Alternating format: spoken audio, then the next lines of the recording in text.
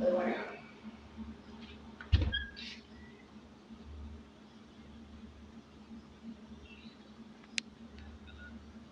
बना लेते हैं और फिर हमको उसके अकॉर्डिंग रिजल्ट भी मिलने लग जाते हैं। क्यों ये बिलीफ्स बन जाते हैं और क्यों हम इन बिलीफ्स को आगे और भी पास करते चले जाते हैं। बिलीफ्स हर किसी के होते हैं, कुछ आपको बेसिर पैर के लगते हैं और कुछ ऐसे होते हैं जिन्हें आप मानते हैं मगर वो दूसरों को बेसिर पैर के लगते होंगे, पता है ना। तो आज की समरी कुछ इसी बारे में है। तो आज की बुक समरी है you are now less dumb, जिसे लिखा है डेविड मैक्रेनी ने। डेविड मैक्रेनी की ये दूसरी बुक है। आज तक इंसान ने जितने भी मॉडर्न इन्वेंशन किए हैं उसे देखकर आपको शायद ये लग रहा होगा कि आज का मॉडर्न इंसान सबसे ज्यादा होशियार है, मगर नहीं, ये बुक आपको गलत साबित कर देगी। आप पूछेंगे कैसे? तो इस बुक के जरिए खुद जान लीजिए कि क्यों आप जस्ट लेस डम्ब यानी कि थोड़े से कम बेवकूफ की कैटेगरी में आते हैं। इंटरेस्ट बढ़ गया ना? मेरा भी बढ़ गया है। तो आइए फिर बिना देर किए शुरू करते हैं आज की book summary you are now less dumb by David McRaney. 3 आदमी दावा करते हैं कि वो पिछले जन्म में जीसस क्राइस्ट थे। बेंजामिन फ्रैंकलिन के वो इफेक्टिव तरीके जिससे वे अपने दुश्मनों को भी दोस्तों में बदल देते थे। साउथ कोरिया में पंखे से होने वाली मौत से कैसे बचे। एक मैजिकल रिस्टबैंड जो आपकी एनर्जी बढ़ाने और ग्रेट परफॉर्मेंस देने का वादा करती है। वो बॉक्स जो हॉलीवुड एक्टर की सक्सेस का सीक्रेट है। ऊपर लिखी ऐसी इंटरेस्टिंग कहानियां इस समरी में जानने के अलावा आप और भी कई सारी बातें सीखेंगे। तो आइए इस लर्निंग जर्नी की शुरुआत करते हैं इस पहले चैप्टर से, narrative bias. Clive Benson, Joseph Cassel और Leon Gabor Michigan Ypsilanti State Hospital के साइकियाट्रिक वार्ड में पेशेंट हैं। साइकोलॉजिस्ट मिल्टन रोकीच ने उन्हें 2 साल तक ऑब्जर्व करने के लिए साथ में रखा था। इन तीनों पेशेंट में एक मजेदार चीज कॉमन है और वो ये कि इन तीनों को ही लगता है कि वो पिछले जन्म में जीसस क्राइस्ट थे। इन तीनों को लगता है कि वो एक बार फिर से इस धरती पर मसीहा बनकर पैदा हुए हैं। रोकीच ने उन तीनों पेशेंट्स को 2 साल तक एक ही रूम में रखा। तीनों साथ में खाते और सोते थे। रोज सुबह उठकर तीनों आपस में बहस करते कि उनमें से असली जीसस क्राइस्ट कौन है और कौन नहीं। रोकीच को लगा कि शायद इस तरह आपस में बहस करके उन्हें अपनी गलतफहमी से बाहर निकलने में मदद मिलेगी। तीनों का बैकग्राउंड अलग अलग था। बेसन्स की उम्र करीब 70 के आसपास थी। पेशे से वो एक किसान थे और काफी शराब पीते थे। दूसरा आदमी कैसल क्लर्क था जो राइटर बनने का शौक रखता था। उसकी उम्र 50 के आसपास थी। तीसरा था गैबोर जो कि पहले आर्मी में सोल्जर था। उसके साथ कुछ ऐसे हादसे हुए थे कि वो यहां से वहां जॉब बदलता रहा और उसकी उम्र 40 के करीब थी। हर रोज सुबह उठकर तीनों एक ही बात पर बहस करते थे कि उनमें से असली जीसस कौन है और अपनी बात रखने के लिए तीनों अपनी अपनी दलील देते थे और एक दूसरे को झूठा करार देते थे। इन 2 सालों में एक दिन भी ऐसा नहीं गया था जब उनके बीच इस बात को लेकर बहस ना हुई हो, पर कोई भी अपनी बात से पीछे हटने को तैयार नहीं था। तीनों इस बात पर अड़े थे कि वही असली जीसस हैं और बाकी दोनों झूठे। बेसन कहते थे कि ये दोनों असली इंसान नहीं बल्कि रोबोट हैं। उनका कहना था कि कैसल और गैबोर की बॉडी के अंदर मशीन लगी है जो उनकी सारी मूवमेंट और आवाज को कंट्रोल करती है। वहीं दूसरी तरफ गैबोर ये कहता है कि ये दोनों असली भगवान नहीं है, इनका पुनर्जन्म हुआ है, पर ये दोनों मेरे बाद पैदा हुए हैं। कैसल के पास तो और भी मजेदार लॉजिक था। उसका कहना था कि बेसन्स और गैबोर दोनों मेंटल हॉस्पिटल के पागल हैं। कभी कभी बहस इतनी बढ़ जाती थी कि हाथापाई की नौबत आ जाती थी। कुल मिलाकर वो लोग बेसर पैर की बातें किया करते थे। तीनों के पास अपनी अलग अलग कहानियां थी और तीनों में से हर एक यही दावा करता था कि वो ही असली जीसस है। यहां तक कि रोकीज के सवाल पूछने और चैलेंज किए जाने के बावजूद वो लोग अपनी जिद पर अड़े रहे। आप साइकियाट्रिक वार्ड में नहीं है और आप खुद को भगवान नहीं मानते, फिर भी आप अपने मन से ऐसी कहानी क्रिएट कर लेते हैं जिसे आप सच मान बैठते हैं। दरअसल कहानियां हमारे लिए एक जरिया है इस दुनिया को जानने और समझने का, और यही नैरेटिव बायस है। अब धरती के छोटे से छोटे प्राणी को ही ले लो, जैसे प्रोटोजोआ या अमीबा। ये जीव बेहद मामूली तरीके से रहते हैं। ये उन चीजों की तलाश करते हैं जो उन्हें पोषण देती है और उन चीजों से दूर रहते हैं जो उन्हें नुकसान पहुंचाती है। हकीकत को लेकर उनका वर्जन एकदम सिंपल है। प्रोटोजोआ और अमीबा जैसे जीवों को न तो आने वाले कल की टेंशन होती है और न ही बीते हुए कल का अफसोस। शायद इन जैसे छोटे जीवों को समय की बिल्कुल भी समझ नहीं होती है। पर हम इतने सिंपल नहीं होते। हम चीजों को पेचीदा बना देते हैं।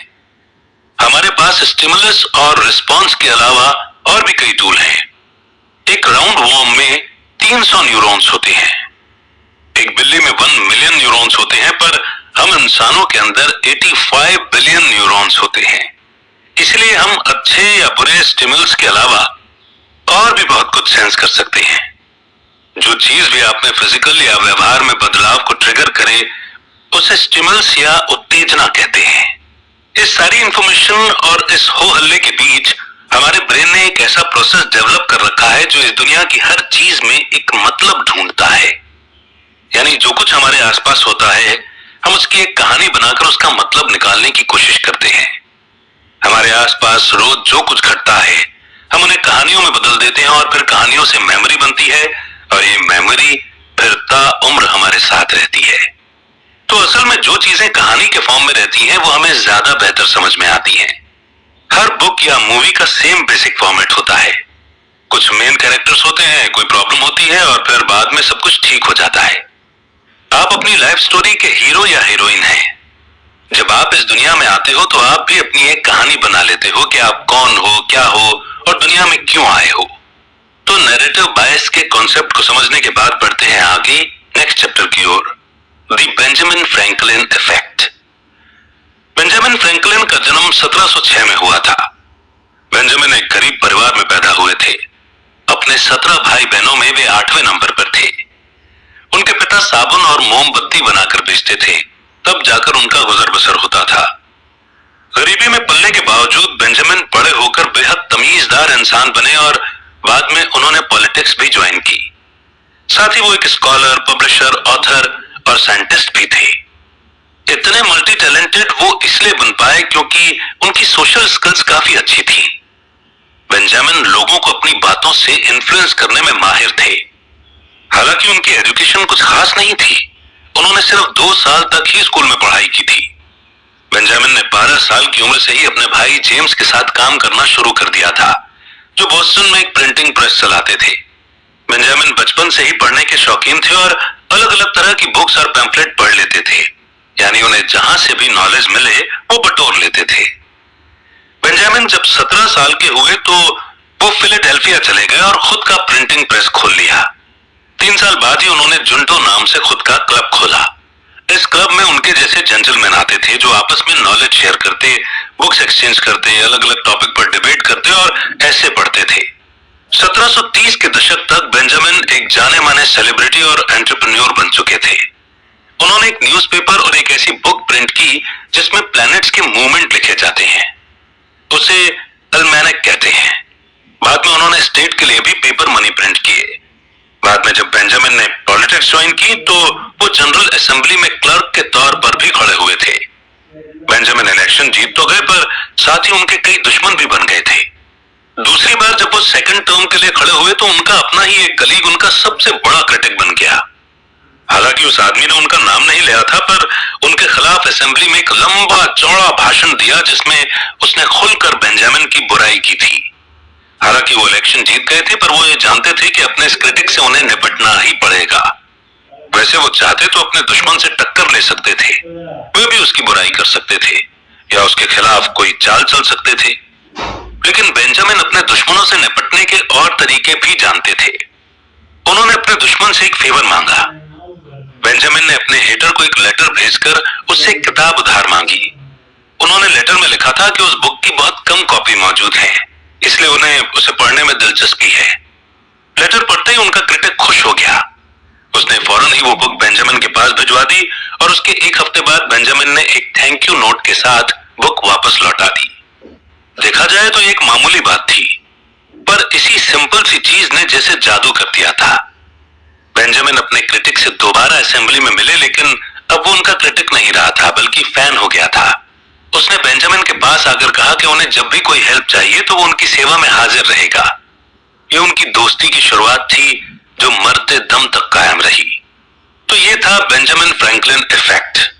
यानी आप अपने दुश्मन से फेवर मांगकर उसे अपना बेस्ट फ्रेंड बना सकते हो, और फेवर देने से ज्यादा फेवर मांगने का तरीका काम आता है।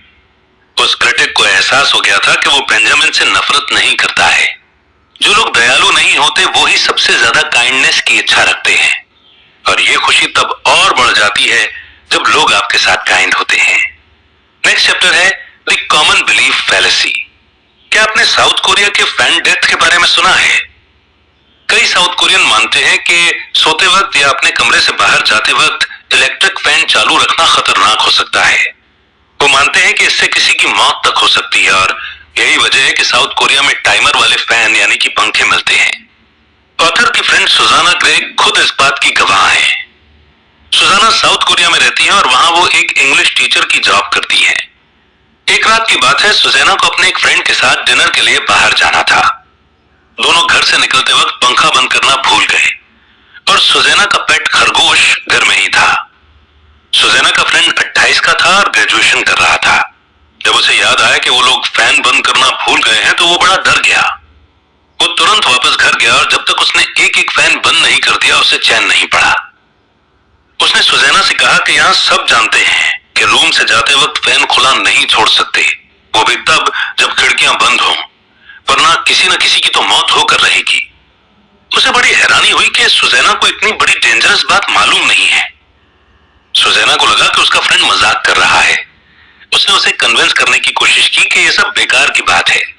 उसके देश और बाकी देशों में फैन डेथ जैसी चीज पर लोग हंसेंगे, जबकि साउथ कोरिया में आज भी अंधविश्वास कायम है, और कोई नहीं जानता कि इसकी शुरुआत कैसे हुई थी। फैन डेथ का आइडिया ठीक उसी अंधविश्वास की तरह है जिसमें माना जाता है कि यह धरती एक बड़े से कछुए के ऊपर टिकी हुई है, और वह कछुआ जब डांस करता है तो बारिश होती है। हमारे पूर्वजों के टाइम से ही हम ऐसी बेसर पैर की बातों का जवाब ढूंढने की कोशिश करते रहे हैं जिनका कोई लॉजिक नहीं है। कॉमन बिलीफ फैलेसी यानी कि भ्रम को लैटिन में आर्गुमेंटम एड पॉपुलम या लोगों से अपील भी कहते हैं। इसका मतलब है कि अगर ज्यादातर लोग किसी बात पर यकीन करते हैं तो आप भी उस पर बिलीव करने लगते हो, और वो बात चाहे फैक्ट हो या ना हो बिलीफ बन जाती है, और वही बिलीफ आप किसी और को पास करने लग जाते हो। एक सामाजिक इंसान होने के कारण आप वही फॉलो करते हो जो पॉपुलर होता है। चलो मान लेते हैं जैसे आपको नई जॉब मिली या आप किसी नए देश में सेटल हो गए, तो आप वहां के लोगों से पूछेंगे कि यहाँ सबसे अच्छा खाना कहाँ मिलता है, या यहाँ किस तरह की बातों को कभी नहीं करना चाहिए। बेशक ये बिलीफ सिर्फ ओपिनियन पर ही बेस्ड होते हैं, तो भी आप उन्हें फॉलो करने लगते हो। अच्छा बताइए कि बिजली क्यों कड़कती है? मधुमक्खियों को फूल ही क्यों पसंद है? बर्फ कैसे पड़ती है?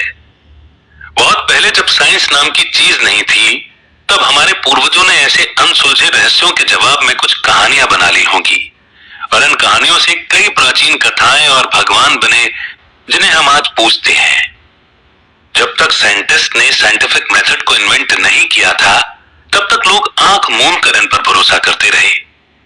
एरिस्टोटल के टाइम से ही लोग मानते रहे हैं कि अगर आप मीट के एक टुकड़े को कुछ दिनों के लिए यूं ही छोड़ दो तो उसमें से नए जीव पैदा हो जाएंगे, जैसे कीड़े मकोड़े और मक्खी। लोग ये भी मानते थे कि अगर आप गंदी चटाई को कुछ दिन यूं ही रख दोगे तो वो चूहों में बदल जाएंगे। लेकिन 1668 में फ्रांसिस्को रेडी नाम